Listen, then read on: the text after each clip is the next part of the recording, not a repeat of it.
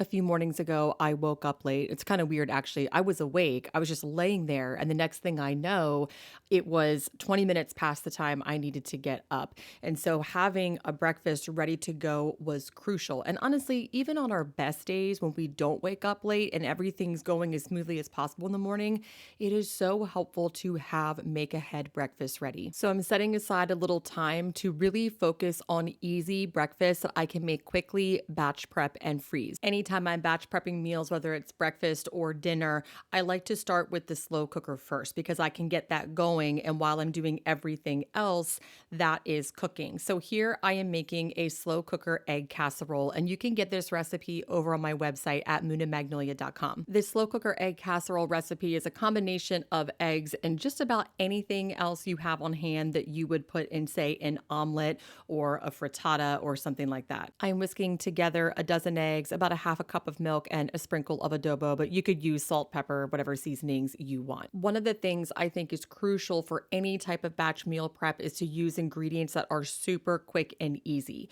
So I am using a mix of fresh ingredients and prepared frozen ingredients. So I have some frozen chopped onions that I'm throwing right in there. And then I actually have some frozen cooked potatoes. My husband made these and chopped them up and froze them. And then a little bit of pre-cooked frozen ground turkey. I really prefer this with sausage, but I didn't have any on hand. And I just really like to use those frozen ingredients because when you're batch meal prepping, it just takes a lot of that extra hands-on work out of the process. I'm also throwing in some diced green pepper and then some Parmesan cheese, but you can use anything you want in here. This would be great with cheddar cheese. I like this with broccoli. It's really good like that. It's really up to you how you want to make it. And it's a great recipe for cleaning things out too. So one thing to keep in mind about a slow cooker egg casserole is that it cooks relatively quickly compared to other types of slow cooker recipes. So in my slow cooker, which I'll show you here, this is the Bruden Taylor bread proofer and slow cooker. I can set this to a pretty low temperature, lower than most conventional slow cookers. So it works pretty well for me. So I would make this during a time that you can keep an eye on it so you don't overcook it. For me, it usually takes around 4 hours or so, but that's plenty of time for me to get other things done for my breakfast meal prep. It's finished when the center is set and you can cut it with a knife.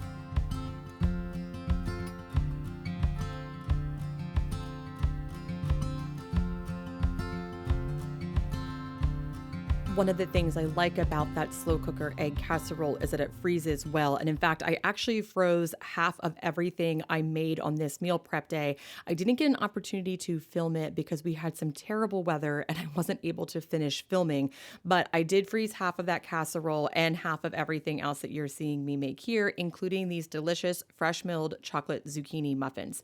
So if you aren't familiar with fresh milled flour is simply whole wheat berries that are run through a mill into, of course, a flour, and it contains all parts of the wheat berry, the bran, the germ, and the endosperm, making it the only true 100% whole grain flour. Generally, I'm not a huge fan of muffins for a weekday breakfast, say before school for my daughter, because they do tend to be pretty sugary, but sometimes they are nice for a treat. They're definitely great for grab and go. And what I like about a recipe like this is that it is true 100% whole grain flour, and it also has zucchini in it. So in the world of a muffin, it's pretty healthy. In the bowl of my stand mixer, I am combining some regular granulated sugar and dark brown sugar and about a cup of avocado oil. I am recipe testing this still. It is not perfect, and I think that was too much oil. And I'm also mixing in 3 eggs and some homemade vanilla extract. In fact, you can get that homemade vanilla extract recipe over on my website too. So be sure to check that out, especially with fall baking and the holidays coming. And in a separate bowl, I'm combining the dry ingredients, including that fresh milled flour. So that fresh milled flour is soft wheat.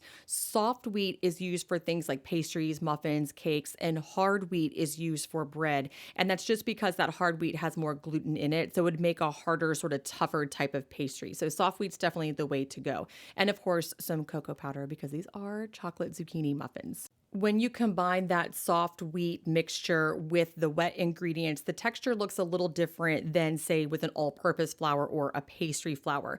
Because that whole wheat has the bran and germ in it, it does have a more granular look to it. So if you're doing this for the first time, do expect to see a little bit of a different texture, but it turns out great every single time. Now, as for that zucchini, I shredded it, and then I am squeezing out the liquid as best as I can with my hands.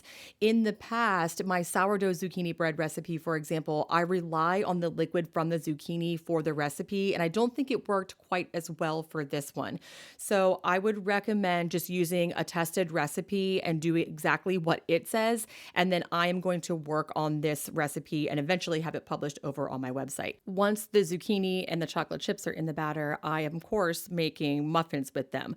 And I like muffins because they are easy grab and go. But the thing I don't like about making muffins, especially for batch meal prep, is there are a few extra steps like putting the liners in the tin and then scooping out and filling those liners individually.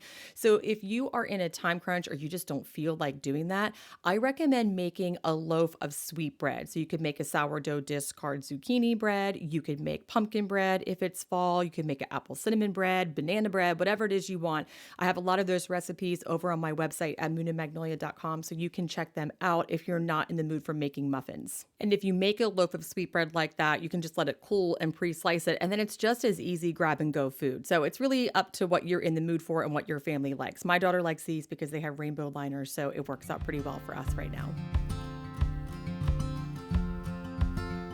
Some mornings we only have time for grab and go breakfast. Other mornings I have a little bit more time to sit down and eat breakfast, but I don't have time to cook breakfast and then sit down and eat it. So a really nice middle ground for that is to make oatmeal jars. So these are basically just ready to go oatmeal jars, and all you do is add hot water. So I like to set everything up in an assembly line and fill them. Each of these jars has about 3/4 of a cup of oats, and then I fill them with whatever I want: dried fruit, nuts, seeds. In half of the jars, I'm mixing in a little bit of PB2 peanut butter powder and also a little bit of cocoa powder. So you can use anything you want in these. Just make sure that what you're putting in the jars is shelf stable, because that way you can just keep these in your pantry, seal them up with an airtight lid, and when you're ready to use them, you can just put some boiling water in there, let it sit for 2 to 3 minutes, and you have oatmeal ready to go. It took me less than 10 minutes to assemble these, and now I have 12 breakfasts ready to go. One of the most consumed foods in my house is boiled eggs, and I like to make them in the Instant Pot. It's so easy to make them this way. You can make a dozen at a time, and they peel perfectly every single time. I use the 5-5-5 method, so 5 minutes cooking on high in the Instant Pot, 5 minutes cooling in the Instant Pot and depressurizing, and 5 minutes in an ice bath, and they're perfect every single time. My daughter eats these for breakfast all of the time. I also pack some in her lunch for school. She'll eat them for snacks. They never go to waste, so I always make these during my batch meal preps. And for breakfast, it works pretty well because we can also pair, say, a boiled egg with one of those muffins. So you have the whole greens and a little bit of veggies in the muffins, but also some protein to pair with that. Similar to what I was saying about starting with the slow cooker, I also like to incorporate the Instant Pot during any batch meal prep, whether it's breakfast or dinner, because those things kind of just do their own thing for a while you get some other stuff done. Okay, and last up on the make ahead breakfast is a sheet pan pancake. Kind of like I was talking about with the muffins, if you can make something in one dish or one sheet pan, that can cut out a little bit of extra work. And I have made waffles and pancakes and used them for freezer breakfast and stuff before, and they're good and we enjoy them, but it is a lot of work to batch prep those individually. So making something on a sheet pan, like a sheet pan pancake, can be really helpful. Here I'm mixing together some all-purpose flour, eggs, milk, vanilla, I think baking powder, salt, and some melted butter. Oh, and a little bit of sugar too. I think like 2 tablespoons of sugar. Now, one thing I will say about this was good, but my family prefers bread made with white flour and any sort of pancake, pastry, cookies, those sorts of things with fresh milled flour. That fresh milled flour has more flavor to it because it has that bran and germ, and it adds a little bit of depth to things like pancakes and pastries. So even though we liked this, next time I think I will make this with fresh milled flour, soft white wheat, just like I did with the muffins, and I think my family will like it a little bit better, but we still ate it. Everything is fine. So I put all of those ingredients on a well-greased baking sheet, and now I'm topping them with whatever we have on hand: some blueberries, some sliced bananas, and chocolate chips. You could make it plain. You could put any type of toppings you want on there. I thought the banana was really good. Of course, my 5-year-old daughter really liked the chocolate chip one, so that's not surprising, but whatever you like, whatever your family likes, you can top it with. I baked this at 425 degrees for about 15 minutes. minutes or so.